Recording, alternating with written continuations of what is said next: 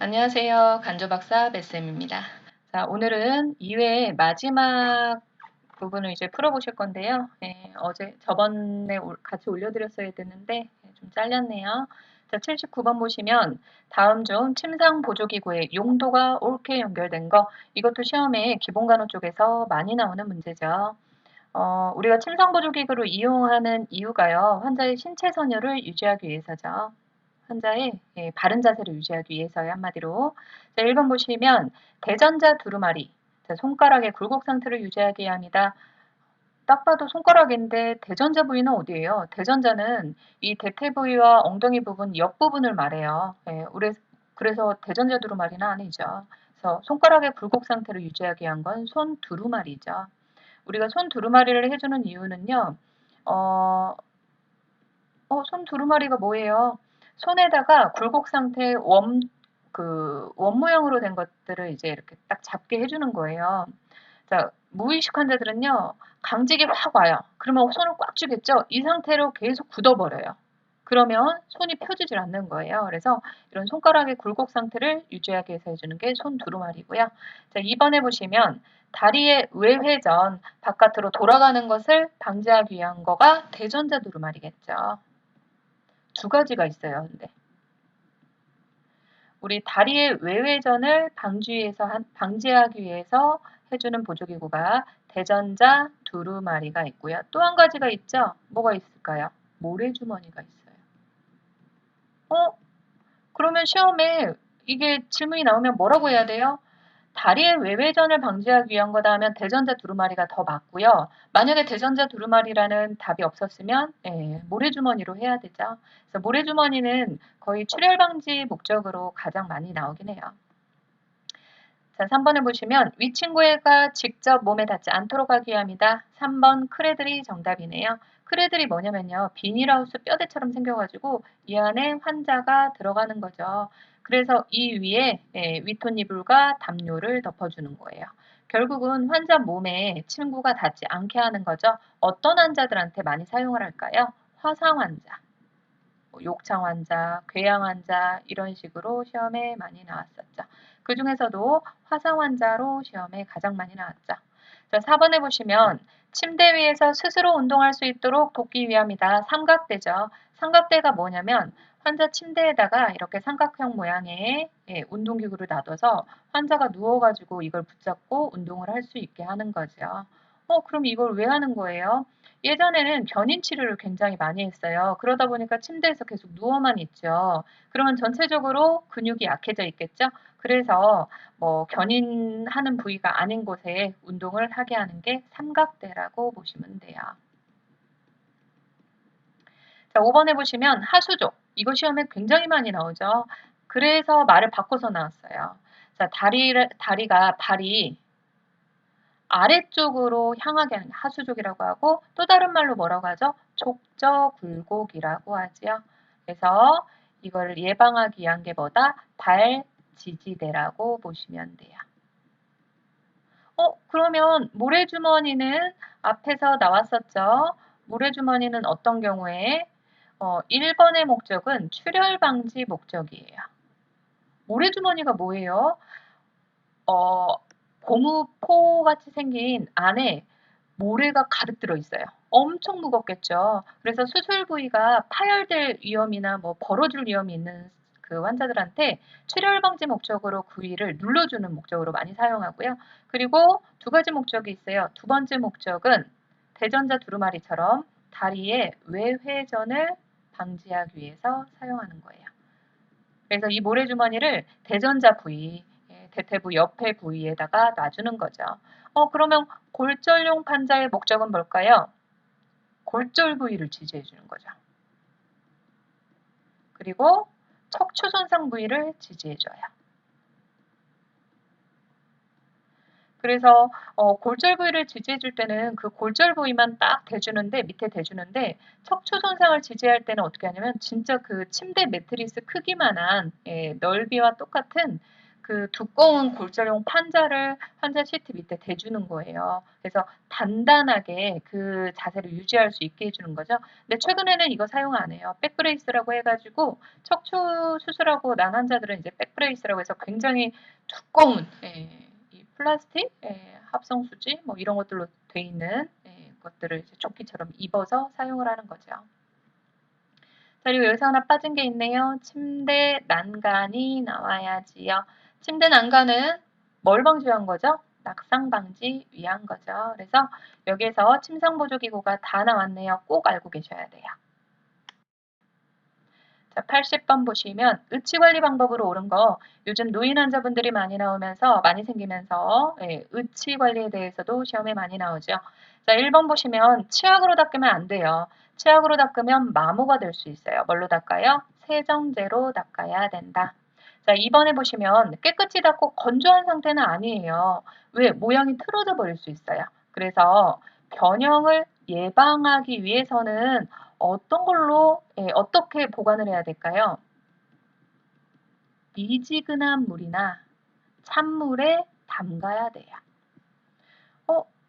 우리 근데 의치를 갖고 있으신 환자분들이요. 오랫동안 이거를 갖고 있다 보니까 보관통이나 이런 것들을 가지고 오질 않으세요. 예. 집에서부터 이렇게 보관을 안 하고 그냥 빼놓기만 하는 거죠. 자, 그래서 우리 그 실습 갔다 오신 분들은 크린조병 많이 보셨죠? 이렇게 생리식염수가 들어있는 병이 있어요. 만약에 환자가 이 의치관리 통을 안 갖고 왔다면 이거를 자르세요. 윗부분 자르고 여기를 댕강 잘라요. 예, 이 가운데 부분은 버리시고요. 예, 여기 이제 뚜껑이 덮여 있어야 되겠죠. 그래서 이 밑에 통에 미지근한 물이나 찬물을 담고 틀니를 담아서 이거를 뚜껑처럼 이렇게 덮어서 사용을 하는 거예요. 자, 3번 보시면 과산화수소 아니라고 했죠. 세정제로 닦아야 되고요. 자, 의치를 씻을 때 대야나 싱크대에 수건을 까나요? 예, 맞아요. 뭘 방지하기 위해서죠? 파손이 되지 않게 하기 위해서. 우리가 조심한다고 해도 떨어뜨릴 수 있잖아요. 그래서 파손을 예방하기 위해서 깔고 사용하도록 한다. 자, 5번에 보시면 뜨거운 물 아니에요. 미지근한 물이나 찬물이지요. 씻을 때도 미지근한 물, 찬물. 담가 놓을 때, 보관할 때도 미지근한 물, 찬물이라고 보시면 돼요. 81번 보시면 편마비 환자가 누워서 식사를 해야 할 때 돕는 방법으로 옳은 거. 편마비 환자는요, 어떤 환자인가요? 오른쪽 아니면 왼쪽 전체가 다 팔다리가 마비된 환자예요. 우리가 오른쪽 뇌를 다치면 왼쪽이 편마비가 올 수 있고요. 왼쪽을 다치면 오른쪽이 편마비가 오죠. 왜 반대 방향으로 와요? 우리가 신경이 뇌에서 내려오다가 교차가 돼요. 그렇기 때문에 반대 방향이 편마비가 오는 거예요. 자, 누워서 식사를 해야 된대요. 자, 1번에 보시면 건강한 쪽을 지지해 줘야 될까요? 아니죠. 우리 편마비 환자는 건강한 쪽으로는 힘이 주어지는데 마비된 쪽은 감각이 없어지고 떨어지기 때문에 운동장애 생기고 감각장애 생기는 거죠. 그래서 마비된 쪽을 지지해 주는 거예요. 밥을 먹을 때 어느 쪽으로 기울어진다? 마비된 쪽. 왜? 이쪽으로 힘이 못 가해지니까. 그래서 마비된 쪽을 지지해 주는 거다. 그러면 환자가 식사할 때까지 마비된 쪽을 잡고 있어야 되는 건가요? 어떻게 잡고 있어요? 다른 환자도 돌봐야 되는데. 그래서 뭘로 지지를 해줘요? 베개 같은 걸로 마비된 쪽을 고여주는 거예요. 지지해 주는 거죠. 자, 2번에 보시면 마비된 쪽을 밑으로 가게 해서 누운 자세 취해야 될까요? 아니죠. 마비된 쪽을 밑으로 가게 하면 계속 넘어져요. 왜? 지지가 안 되니까. 자, 그래서 항상 편마비 환자 누울 때는요, 건강한 쪽으로 돌아 눕는 거예요. 왜? 이쪽이 지지가 되니까. 이걸 알고 있어야 나중에 환자 혼자서 일어나서 돕는 방법 이런 것들도 이해가 잘 가요. 자, 3번. 신음식을 제공하나요? 아니요. 특히 편마비 환자인데 누워서까지 식사를 해야 되잖아요. 사례가 잘 걸리는 음식 주면 안 되죠. 특히 신음식을 먹으면 타액 분비가 많이 돼서 사례가 걸릴 수 있기 때문에 신음식 제한한다 알고 계시면 되고요. 자, 4번에 보시면 누워있는 상태라도 식사 시 가능한 한 환자의 머리를 올려줘야 되나요? 맞지요. 네.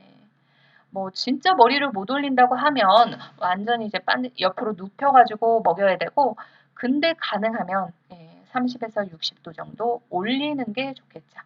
자, 5번에 보시면 반듯하게 누운 상태 절대 안 돼요. 편마비 환자뿐만이 아니라 일반 환자도 반드시 누우면 안 돼요. 왜 그럴까요? 기도로 음식물이 흡인될 수 있어요. 우리에 계속 나오죠. 흡인되면 어떻게 된다? 질식해서 사망할 수 있기 때문에 이런 환자들 흡인되지 않게 옆으로 눕혀주거나 아니면 상체를 높여서 식사를 해야 된다고 보시면 돼요.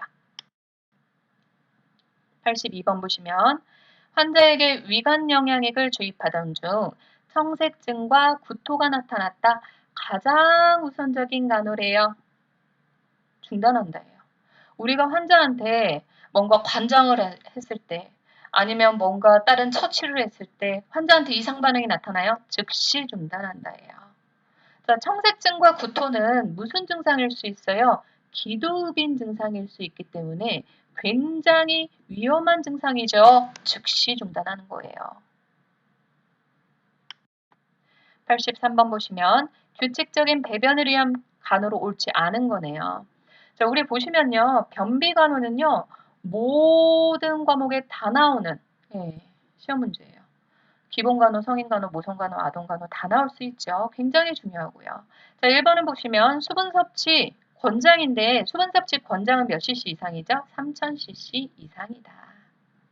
1000cc는 수분 섭취 제한으로 나와야죠. 그래서 변비 간호에서는 수분 섭취 권장이고요. 2번에 보시면 금기가 아니면 쭈그리고 앉는 자세를 취하도록 해요. 우리 누워서 보는 것보다는 앉아서 힘주는 게 중력에서 더 쭉 잘 내려오겠죠.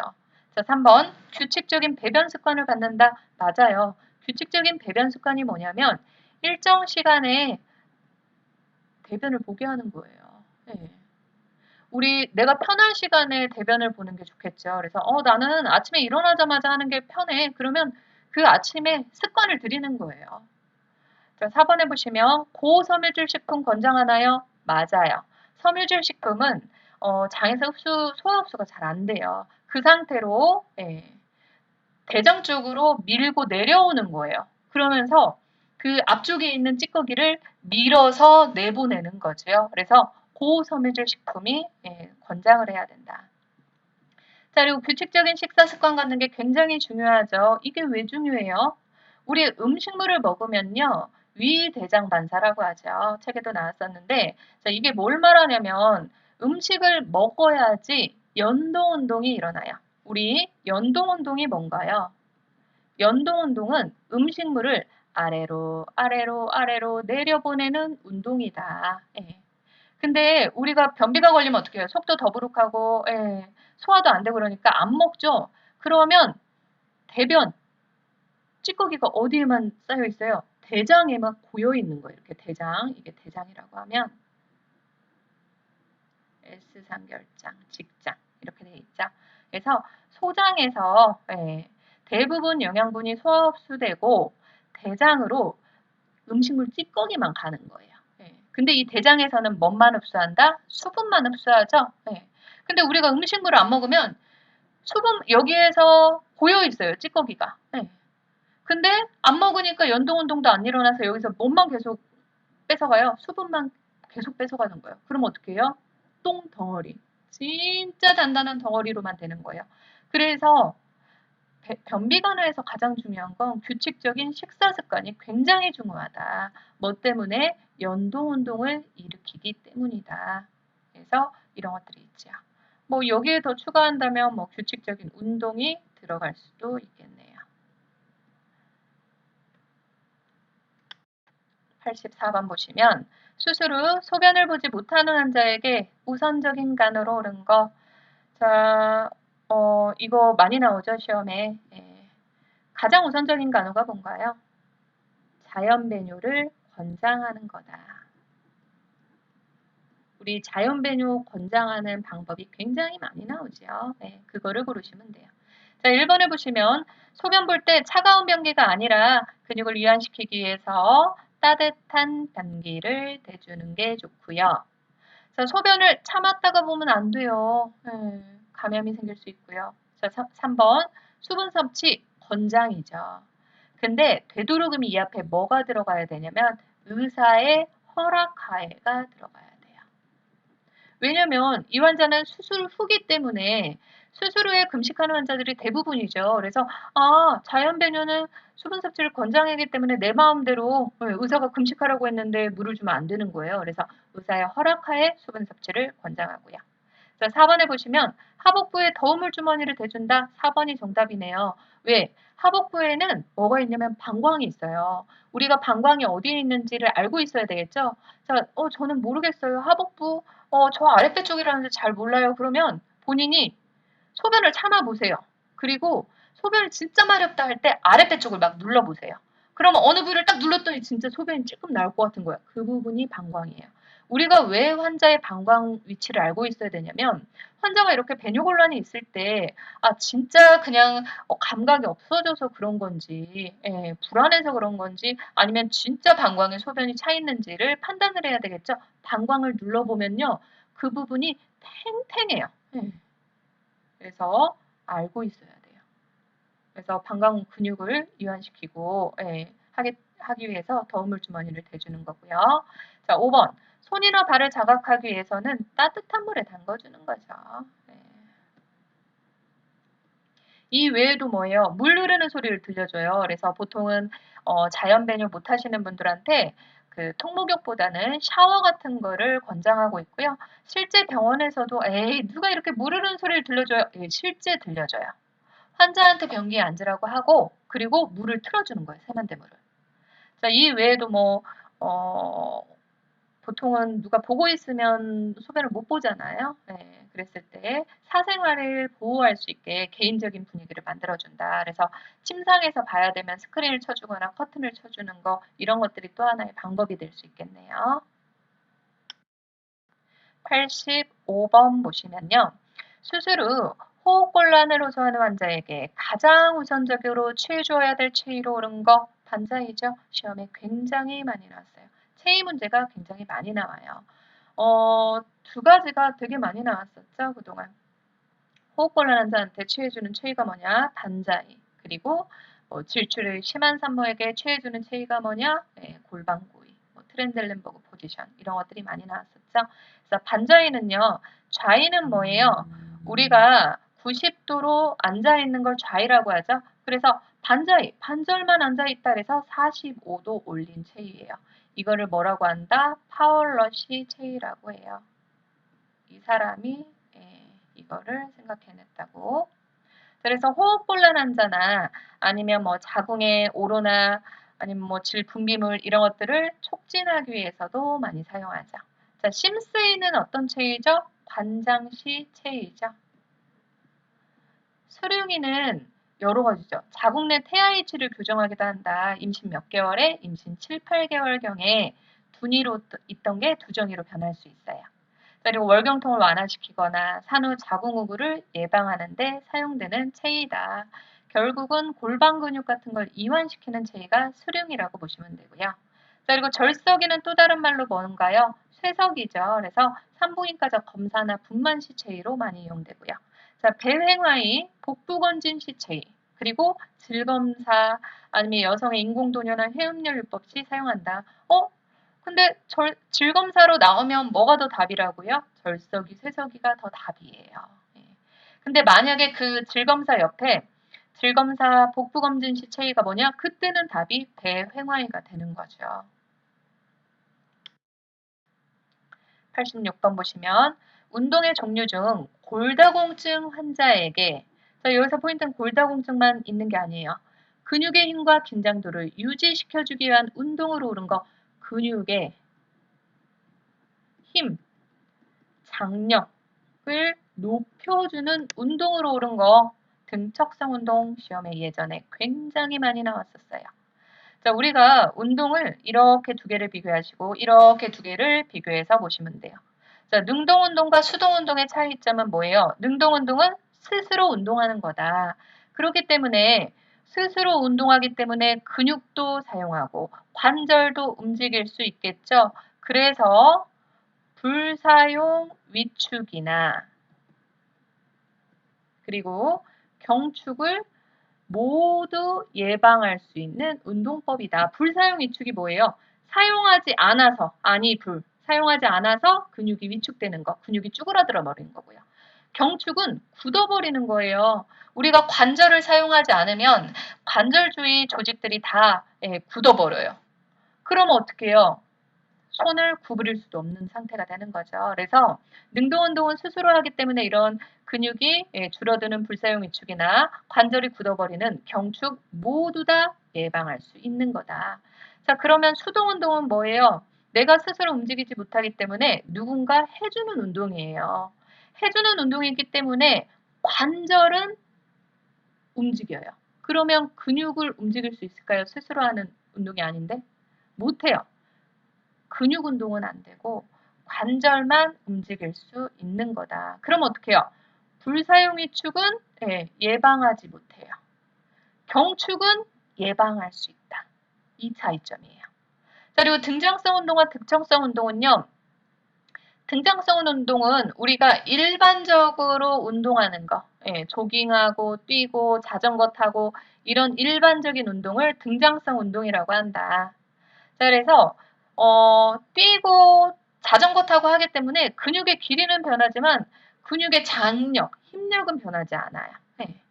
등척성 운동이 시험에 굉장히 많이 나왔죠. 왜? 일반적인 환자들한테 가장 많이 시행될 수 있는 운동이기 때문에 우리가 일반적인 환자가 등장성 운동을 할 수 있으면 굳이 운동을 하라고 안 하겠죠. 그래서 등척성 운동은요. 근육은 아니네요. 반대로 관절은 움직이지 않아요. 사용하지 않고 근육의 힘을 키우는 거다. 그래서 특정 근육을 강화시키는 운동이라고 나와요. 자, 그런데 이게 어떤 환자로 많이 나왔었냐면요. 석고붕대한 환자 아니면 골관절염. 골관절염이 앞에서 우리 시험 문제 풀었었죠. 뭐라고 해요? 퇴행성 관절염이라고 하죠. 그리고 골다공증 환자에게 근육의 힘을 키워주기 위한 운동이다. 석고붕대한 환자는요. 만약에 종아리에 석고붕대를 하고 있다고 생각하면 나중에 석고붕대 떼고 나면 어떻게 해요? 근육이 엄청 약해져 있죠. 왜? 사용하지 않았기 때문에. 자, 그래서 석고붕대한 환자도요. 다리를 쫙 펴게 해가지고 족배굴곡이 뭐예요? 발끝을 내 쪽으로 잡아당기는 게 족배굴곡이죠. 그리고 족저굴곡. 내 반대쪽으로 쭉 피는 거예요. 이거를 반복적으로 지금 여러분도 앉아있는 상태나 뭐 누워있는 상태에서 해보세요. 그러면 종아리의 근육이 수축 이완을 하면서 근육의 크기가 증가하는 거예요. 단 뭐는 안 움직인다? 관절은 안 움직이죠. 골관절염은요. 퇴행성 관절염 환자 어디에 가장 퇴행성 관절염이 많이 오나요? 무릎 관절에 많이 오죠. 자, 그러면 이미 달아 없어진 연골을 재생시키기 힘들어요. 그러면 우리가 관절염 환자가 뭐가 많이 발생하냐면 나중에 그 부위에 연골이 달아 없어져서 뼈까지 약해지기 때문에 낙상 사고가 많이 생겨요. 이거를 예방하기 위해서 무릎 관절을 붙잡아주는 대퇴사두근 근육을 강화시키는 거예요. 그래서 의자에 앉아가지고 다리를 쭉 직각으로 족배굴곡 한 상태에서 다리를 들어 올려요. 자, 그러면 허벅지 근육에 굉장히 힘이 가해지죠. 그리고 6을 세고 내려요. 그리고 6초를 또 세고 쉬었다가 또다시 올려요.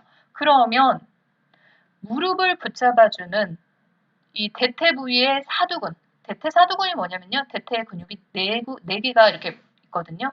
그 근육의 힘이 강해지는 거예요. 그래서 낙상사고가 안 일어나는 거죠.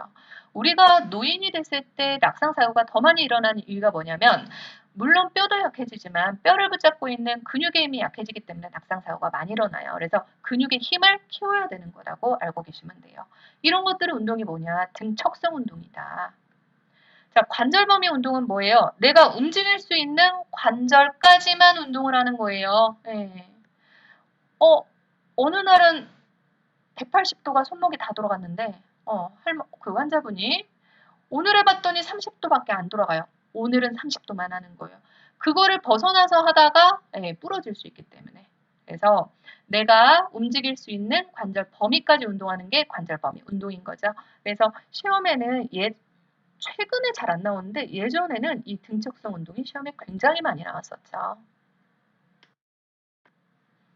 87번 보시면 제가 그 강의를 하다 보니까 학생분들이 공통적으로 모든 기수가 다 힘들어하는 그 포인트가 있더라고요. 기본 간호에서는 이 환자 이동 돕기 하는 부분을 굉장히 많이 힘들어하세요. 그래서 제가 시험마다 그 문제풀이 할 때마다 한두 문제씩을 꼭 넣을 거예요. 많이 풀어보시는 방법밖에 없죠. 자, 환자를 오른쪽으로 이동시킬 때의 방법으로 옳은 거 제가 순서대로 넣었어요. 좀. 자, 1번에 보시면 간호조무사는 어느 쪽에 서야 될까요? 항상 이동시키고자 하는 쪽에 서는 거예요. 자, 환자의 여기가 오른쪽이고요. 여기가 왼쪽이죠. 네, 여기가 오른쪽. 네. 자, 그러면 내가 간호조무사가 오른쪽으로 이동시켜야 되는데 왼쪽에 섰어요. 그러면 여기에 서가지고 오른쪽으로 이동시키다 보면 허리가 확 굽어가지고 다칠 수 있어요. 자, 그래서 항상 환자를 이동시킬 때는 어느 쪽에 서는 거다? 이동시키는 쪽에 서는 거다. 그래서 오른쪽에 서야 돼요. 이동시키고자 하는 쪽에 선다. 환자의 손은 머리로 올릴까요? 네, 뭐 벌 받나요? 머리로 왜 올려요? 네. 이렇게 나란히 있는 상태에서 보통 오른쪽 왼쪽으로 이동할 때는요. 상반신 이동시키고 하반신을 이동시켜야 돼요. 상반신 이동시키고 하반신을 이동시키는데 자, 그렇게 하다 보면 상반신을 이동시킬 때요. 이렇게 나란히 놓여 있는 상태에서 이동을 하다 보면 어떻게 해요? 환자 팔이 축 처져요. 아래로. 내가 여기를 붙잡았을 때. 그렇기 때문에 환자의 팔은 어떻게 해요? 가슴으로. 네, 다 모으는 거죠. 그림 잘 그리지요. 네. 자, 그래서 머리 위가 아니라 네, 두 손을 가슴에 포개는 거예요. 왜 포갠다고요? 옮길 때 지지가 잘 되도록. 자, 3번에 보시면 왼쪽 발을 오른쪽 발 위에 올려놓을 필요가 없어요. 예, 왜냐하면 하반신을 옮겨놓을 때 굳이 뭐 옆으로 돌리는 것도 아니기 때문에 올려놓는 게 아니라 그냥 나란히 둔다. 다리는 그냥 나란히. 이렇게요. 일자로 나란히. 예. 자, 그리고 4번에 보시면 환자의 상반신과 하반신을 나누어 이동시켜요. 예, 맞아요. 그래서 상반신을 옮길 때는 내 팔을 어디에 두냐면 환자의 등과 허리가 아니죠. 한 손은 이걸 좀 지우고 할까요? 정신이 없죠.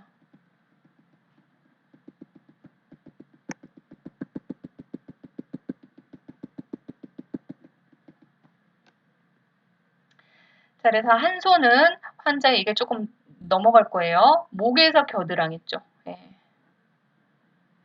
자, 한 손은 여기 허리 쪽에 손을 집어넣어서 상반신을 옮기고요. 자, 그리고 하반신을 옮길 때는 자, 허리. 자, 그리고 대퇴부, 엉덩이 쪽을 들어서 하반신을 옮긴다고 보시면 돼요.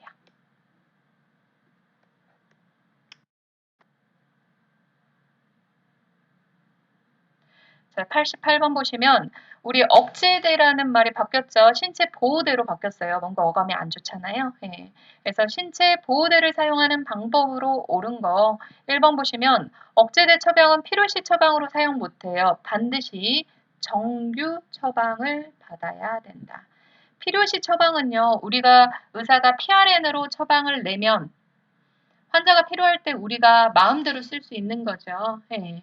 자, 그런데 억제되는 마음대로 못 써요. 굉장히 국가에서도 관리하는 것이기 때문에 예, 정규 처방을 받아야 되는 거고요. 자, 2번 보시면 억제되는 적어도 몇 시간마다 풀어요? 2시간마다예요. 우리 그 욕창을 예방하기 위해서 체위 변경 적어도 몇 시간마다 하죠? 2시간이죠.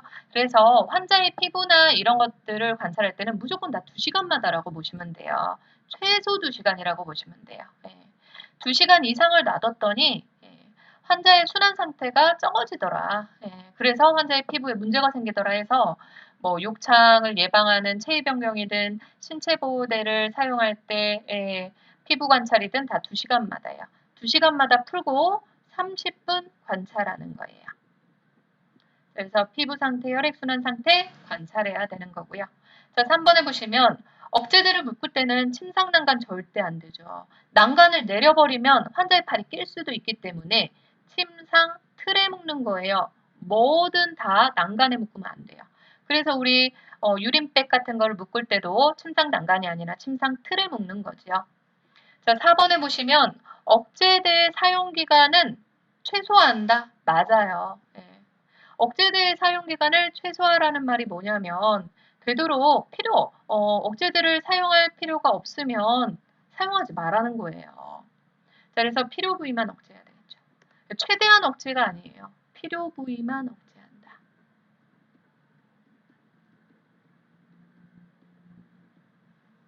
자, 그래서 사용 기간은 최소화하고요. 움직임은 최대화하는 거예요. 필요 부위만 억제하는 거. 이게 똑같은 말인 거예요. 네. 똑같은 말이에요. 자, 89번 보시면 더운 물주머니 사용 방법으로 옳은 거 1번 물주머니에 물을 가득 채워 피부에 밀착시킨다.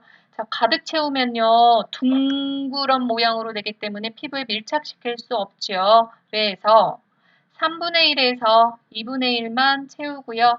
단 발치 쪽은 좀 얇잖아요. 그래서 3분의 2까지 채워줘요. 그래야 축 늘어져서 피부에 밀착이 잘 되겠죠. 자, 2번에 보시면 적용 시간은 45분 이상 한다? 안 돼요. 얼음주머니든 더운물 주머니든 무조건 45분 이상 하면 안 된다. 30분을 넘어가지 않는다. 왜 그러냐면요. 반발작용이라고 얘기 들어보셨나요? 반발작용은요. 반대작용이 일어나는 거예요. 우리 더운물 주머니는요. 근육을 이완시키고 그래서 뭐 혈액순환도 잘 하게 하고 혈관도 이완시키는 효과가 있죠. 근데 30분이 넘어가고 45분이 넘어가 버리면 반발작용으로 근육경련이 유발될 수 있고요. 네. 그리고 뭔가 그 혈관이 수축해가지고 그 부분에 혈액이 충혈될 수도 있는 거예요. 완전 반대작용이 일어나는 거죠. 그래서 2, 30분만 적용한다. 자, 3번에 보시면 물의 온도 43에서 46도인가요? 아니죠. 너무 낮죠. 우리 물의 온도가 나왔으니까 물의 온도를 한번 정리를 해볼까요? 좌용물의 온도와요. 관장 용액의 온도가 40에서 43도지요. 관장 용액의 온도는 40.5에서 43도인데요. 그냥 외워요. 네, 40도나 40.5도나 똑같지요. 자, 그리고 침상 목욕 물의 온도. 침상 목욕은 어떤 사람들이 하는 건가요? 통목욕 못하는 환자들. 침대에서 누워가지고 닦아줘야 되는 환자들이죠. 그래서 물이 식으면 안 되니까 좀 이거보다 높아야 돼요. 43에서 46도예요.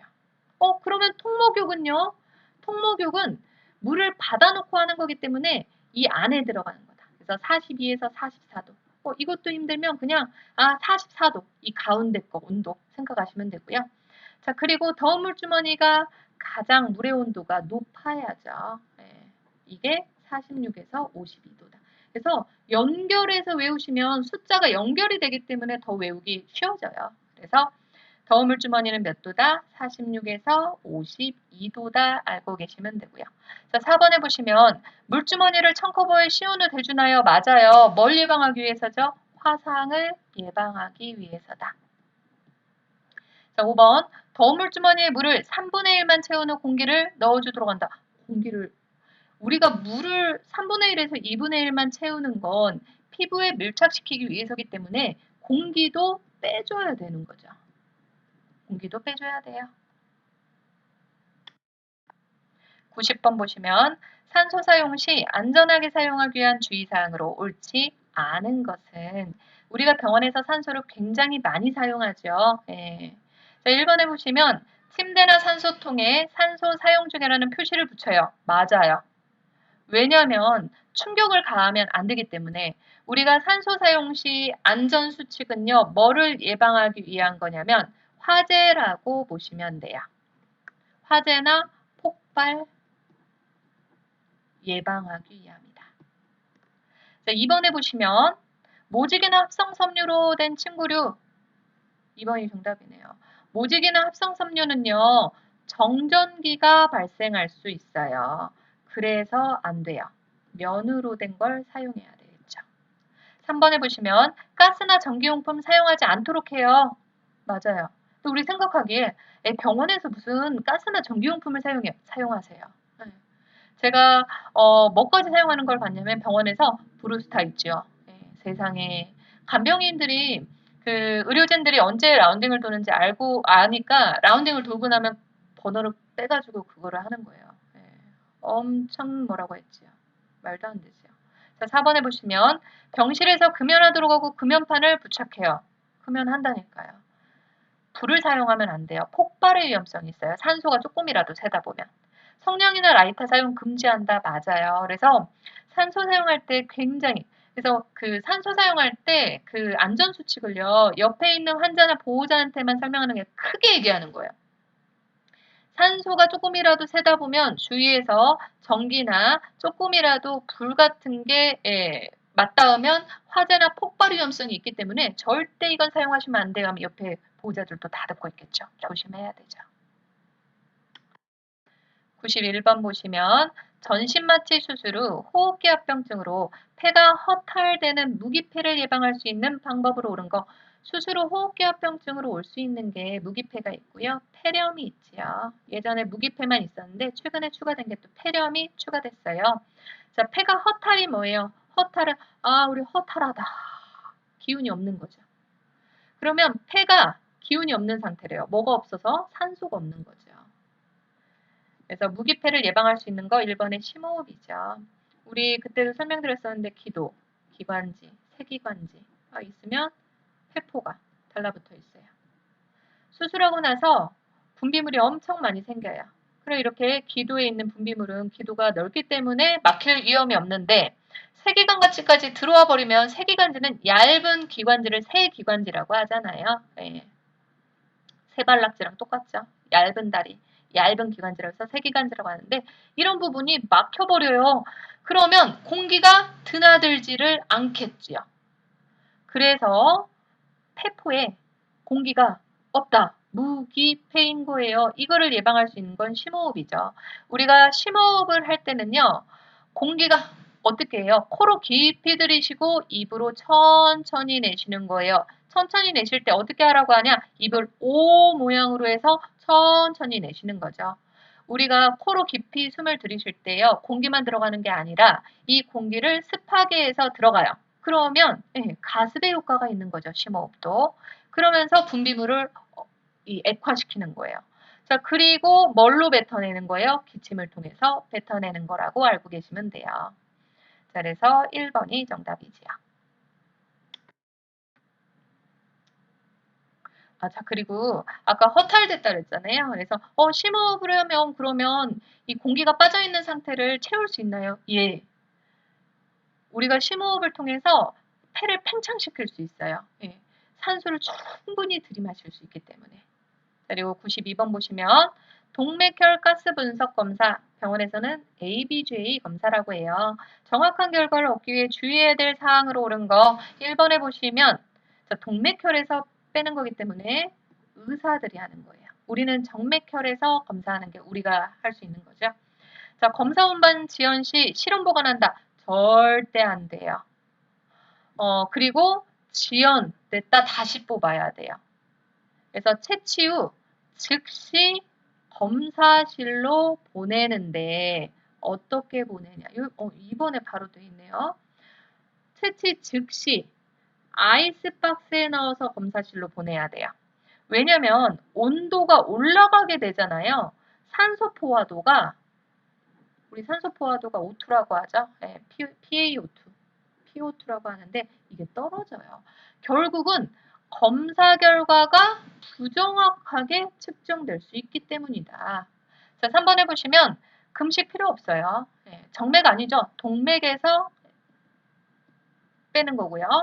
체외로 공기를 채워놓으면 안 돼요. 공기가 들어가도 검사 결과가 부정확해질 수 있기 때문에. 93번 보시면 다음 중 호흡곤란 환자에게 나타날 수 있는 저산소증 증상으로 오른 거, 우리가 병원에서 저산소증 증상을 잘 파악해서 보고를 해야 되는 거기 때문에 시험에 굉장히 많이 나오죠. 옳지 않은 거네요. 자, 청색증. 산소 공급이 안 되면 그 조직에 가스 교환이 안 되는 거잖아요. 가스는 무슨 가스 교환이에요? 산소나 이산화탄소, 가스 교환이 안 되기 때문에 청색증 나타날 수 있고요. 활동량 감소되죠. 우리 숨쉬기 힘든데 활동량이 증가하겠어요? 감소된다. 자, 그리고 차고 축축한 피부, 축축이죠. 왜? 숨쉬기가 힘들어지니까 몸이 막 힘들어요. 축축해져요. 자, 안절부절 못해요. 너무 힘들거든요. 자, 흉고라, 가슴 부위, 흉고라가 쭉 함몰되고 늑간이 퇴축돼요. 자, 이거 외에도 뭐 과다하고 빠른 호흡, 이걸 호흡곤란이라고 하죠. 빈맥, 아니면 콧구멍 벌렁거리는 비강 확대, 기관지가 좁아지는 기관지 축소, 나중엔 진짜 심해지면 의식 수준 감소가 될 수 있겠네요. 이런 것들이 저산소증 증상이지요. 자, 이것도 해부학, 성인간호, 기본간호학에서 공통적으로 시험에 나왔던 문제예요. 94번 보시면 당뇨병 환자의 발간호로 오른 거 시험에 굉장히 많이 나와요. 왜냐면 요즘 만성질환이 굉장히 많아지는데 특히 당뇨 환자가 많아지고 있죠. 우리나라 저번에 연구를 했어요. 조사를 했는데 40대 중후반부터 당 수치가 굉장히 높아지고 있더래요. 결국은 굉장히 위험한 거죠. 자, 1번에 보시면 발이 건조해지지 않도록 발가락 사이까지 보습제 아니에요. 발이 건조해지지 않도록은 맞아요. 왜? 건조해지면 상처가 나기 쉽잖아요. 단 발가락 사이나 살이 접히는 부위는 보습제 금지예요. 왜 그럴까요? 이게 보습제를 바르다 보면 그 습한 상태가 곰팡이균을 유발할 수 있어요. 그래서 무좀이 생길 수 있기 때문에 절대 안 되죠. 자, 2번. 신발은 상처가 나지 않게 꼭 맞게 신는다 아니에요. 넉넉하게 신어야 돼요. 3번. 다리 순환을 증진시키기 위해서 뜨거운 물에 족욕한다. 따뜻한 물, 미지근한 물에 씻어준다는 맞아요. 근데 족욕한다. 핫팩을 대준다. 안 돼요. 금지예요. 왜? 화상을 입을 수 있기 때문에. 우리가요, 당뇨 환자들이, 끈적끈적한 혈액이 온몸을 돌아요. 돌고 있는데, 어디 부분이 더 순환이 안 되겠어요? 심장보다 먼 저 발끝의 부분이 혈액순환이 제일 안 돼요. 자, 그러면 우리가 혈액이 무슨 역할을 하냐? 상처가 났을 때, 상처가 난 조직에 산소나 영양분을 공급해주고 거기 있는 노폐물을 걷어들이면서 염증을 낫게 해줘서 상처를 치유되게 해요. 근데 당뇨 환자들은 발에 상처가 났을 때 치유가 잘 안 되겠죠. 제일 안 되겠죠. 그렇기 때문에 다리에 상처가 나면 안 돼요. 이런 것들을 뭐라고 하냐면 말초 신경염이라고 해요. 말초 신경염이 뭐냐면 당뇨의 가장 큰 합병증으로 많이 발생하는데 염증이 신경을 손상시켜요. 그러다 보니까 신경 기능이 잃다 보니까 운동 기능도 떨어지고 감각도 떨어져요. 내가 여기에 뜨거운데 감각이 안 느껴져요. 예전에 어떤 환자가 있었냐면 다리가 계속 저리더래요. 근데 어느 순간 다리가 안 저리더래요. 당뇨 환자였는데. 그래서 내가 이제 순환이 잘 되는구나, 괜찮아졌구나 해가지고 족욕도 하고 뭣도 하다가 조그만 상처가 나가지고 괴사가 생긴 거예요. 그래서 병원에 왔어요. 그게 말초 신경염으로 염증이 신경까지 파괴시켜 버려가지고 감각이 없어졌던 거죠. 그래서 이런 환자들이 많을 수 있기 때문에 절대 핫팩이나 족욕은 하지 않는다. 물을 담가 놓고 있으면 안 된다고 보시면 돼요. 자, 4번에 보시면 티눈이나 각질은 즉시 제거 아니에요. 병원에서 치료받는다. 발톱은 일자로 자르나요? 맞지요. 내성 발톱을 예방해서 상처가 생기지 않도록 하는 거죠. 자, 우리 신발에서 생각나는 게 있는데 이건 시험에 나오진 않는데 우리가 당뇨 환자 퇴원 교육할 때 뭐라고 하냐면요. 신발은 저녁에 가서 사세요. 우리가 많이 활동을 하다 보면 저녁에 다리가 많이 부어있죠. 부어있는 상태로 신발을 사게 해요. 그러면 나중에 꼭 맞지 않은 신발을 신을 수 있잖아요. 넉넉한 신발을 살 수 있으니까. 95번 보시면 인두, 후두, 비강, 편도 등의 점막에 위막은 원래 있는 막이 아닌 가짜막이에요. 위막을 형성해서 이곳에 발생하는 균의 독성에 의해 나타나는 디프테리아 환자의 응급 상황을 대비해 준비해야 될 것으로 옳은 거 기관절개 세트죠. 여기 문제에 답이 나와요. 인두, 후두, 비강, 편도 등의 점막에 위막을 형성해서 형성하다 보면 기도 점막, 숨 쉬는 공간이 막혀버리죠. 그러면 숨을 못 쉬어요. 이런 편도나 여기에 이제 막을 막 형성하다 보니까. 그러면 어떻게 해요? 숨을 쉴 수 있게 기관을 뚫어가지고 여기 기관을 절개를 해가지고 여기에다가 숨을 쉴 수 있게 만들어주는 거죠. 그래서 3번이 정답이 되겠네요. 우리 앞에서 잠깐 시험 문제 풀었었는데 그 디프테리아 검사는 뭐가 있었죠? 시크 테스트였죠. 성홍열은 성딕 테스트였죠. 이렇게 나올 때마다 이거 뭐였지? 이건 뭐였지? 생각하시면 돼요. 자, 96 보시면 창상 감염, 상처로 인한 감염을 예방하기 위한 드레싱간으로 옳은 것. 1번에 보시면 철저한 무균수를 지켜야. 그럼 우리 무균술에는 두 가지가 있죠. 외과적 무균술과 내과적 무균술이 있다. 어떤 무균술을 지켜야 될까요? 외과적 무균술을 지키는 거다. 균이 하나도 들어가면 안 돼요. 자, 2번에 보시면 의사가 오기 전에 드레싱 세트 열어 준비하면 안 돼요. 드레싱 직전에 열어서 사용해야 되죠. 자, 상처에 소독제 적용 후 입으로 불면 안 돼요. 마른 꺼즈로 닦아주거나 아니면 자연 건조 시켜야 되겠죠. 4번 드레싱 세트에 혈액이나 점액이 묻었을 경우 더운 물 아니에요. 우리 혈액이나 점액에는요 단백질이 함유돼 있어요. 이 단백질에는요 더운 물을 댔을 때 응고가 더 빨리 돼요. 그렇기 때문에 찬물로 먼저 헹군 후 더운 비눗물로 씻는 거다. 자, 그리고 5번에 보시면 드레싱 세트는 각 환자마다 별도로 사용해야 돼요. 감염을 예방하기 위해서 교차 감염이죠. 우리 교차 감염을 예방하기 위해서는 만약에 환자가 상처가 두 군데예요. 그러면 드레싱도 두 개를 또 사용해야 돼요. 97번 보시면 원인 불명의 진단을 받고 열이 있는 환자에게 제공할 수 있는 간으로 옳은 거. 수분 섭취 권장해도 될까요? 예, 맞아요. 원인 불명인데 먹어도 되나요? 근데 여기에서는 다른 건 다 답이 없어요. 보시면 2번에 얼음물 목욕. 열을 떨어뜨리기 위한 건 미온수 목욕이죠. 우리 미온수 목욕의 목적이 두 가지가 있죠. 첫 번째는 열을 떨어뜨리기 위한 거. 두 번째는 소양증 환자에게 사용하는 거죠. 그러면 뭘로 써야 돼요? 미온수 목욕은 열을 떨어뜨리기 위한 게 첫 번째 목적이에요. 그래서 만약에 물어보면 열을 떨어뜨리기 위한 게 더 강한 목적이죠. 자, 알코올 마사지 해도 되나요? 예, 해도 되는데 농도가 틀렸어요. 우리 알코올의 농도가 몇 가지 나오죠. 여기서 다 알고 넘어가야죠. 등 마사지 몇 프로인가요? 20에서 50%다. 자, 열을 미온수로 계속 마사지를 했는데도 열이 안 떨어져요. 자, 그러면 알코올을 사용해요. 알코올 마사지 30에서 50%예요. 자, 그리고 피부나 기구 소독용 일반적으로 우리가 사용하는 게 70에서 50%라고 알고 계시면 돼요. 물을 섞는 거예요. 노인 환자 등 마사지에 알코올 마사지 해도 되나요? 안 된다 그랬죠. 노인 환자는. 자, 4번에 보시면 항생제. 자, 아직 원인 불명의 진단이기 때문에 진단이 안 나왔잖아요. 그래서 항생제 투여 아직 안 되고요. 보온해서는 안 되겠죠. 서늘한 환경을 유지해 주는 거다. 답은 1번밖에 없겠네요. 수분 섭취 권장한다. 98번 보시면 잔뇨증이란 잔뇨량이 몇 cc일 때를 의미하는지 옳은 거 60cc 이상이죠. 그러면 잔뇨 측정은 언제 해야 되나요? 소변을 본 후 즉시 측정하는 게 가장 중요하겠죠.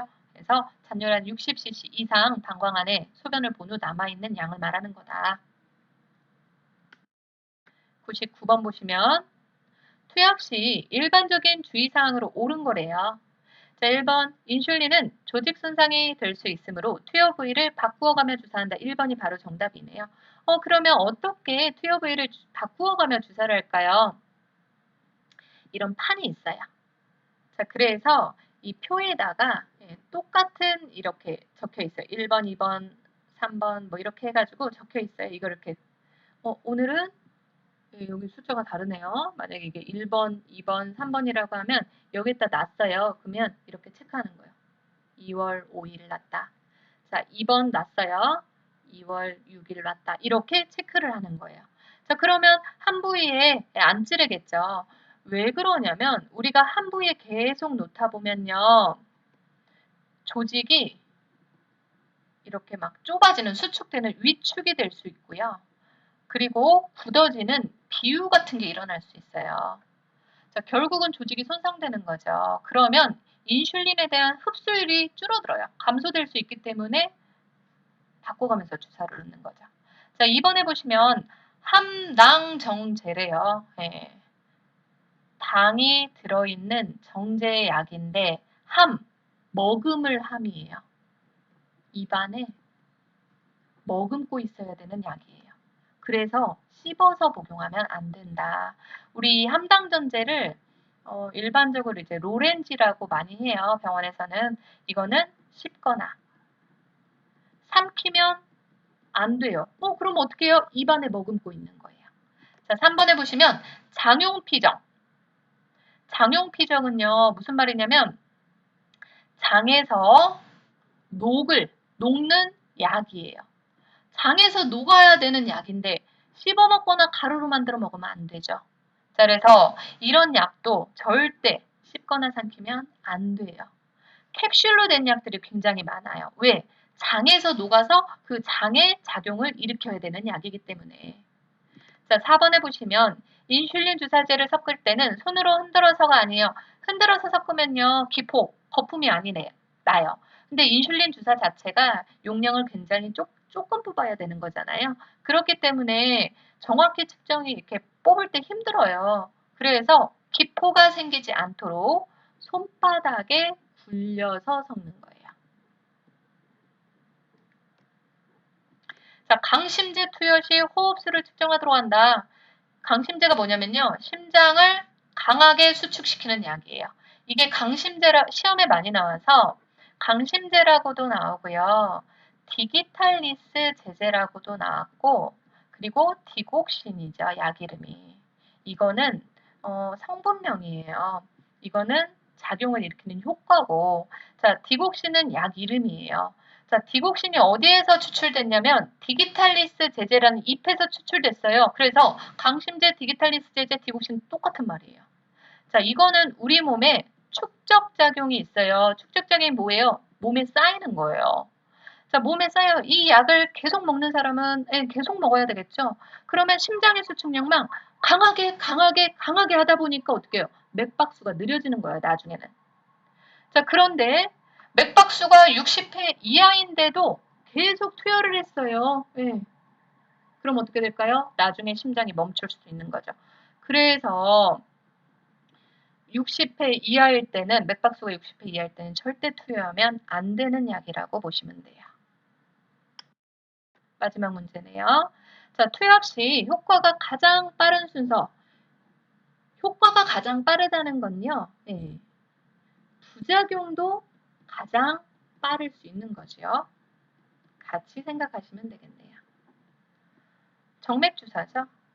근육주사고요. 그 다음에 피하 경부투여라고 보시면 돼요. 왜 정맥이 가장 빨라요? 정맥은 혈관으로 바로 들어가니까.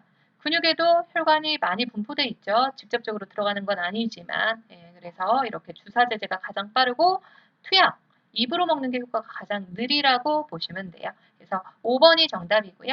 다음 시간에 더 많은 문제 올려드릴게요. 좋아요, 구독 꼭 부탁드리겠습니다.